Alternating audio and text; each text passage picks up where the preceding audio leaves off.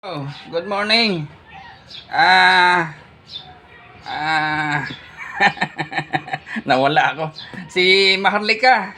Si Maharlika, in-interview na si Hanilet, yung asawa ni Tatay Digong. Sabi ni Hanilet na nagalitan daw niya si Tatay Digong. Bakit hindi daw siya nag-celebrate ng birthday? Tuloy, buong mundo nag-celebrate ng birthday. Kasi itong si Tatay Digong, hindi talaga yung mag-celebrate ng birthday. Doon na yun sa bahay, may candle, yung mga anak niya, pamilya niya, doon na. So sila lang, hindi yan sila nag-celebrate. Kaya pinagalitan ni Anilet, si Tatay. Ikaw kasi, ayaw mo mag-celebrate ng birthday, tingnan mo tuloy. Buong mundo na nag-celebrate.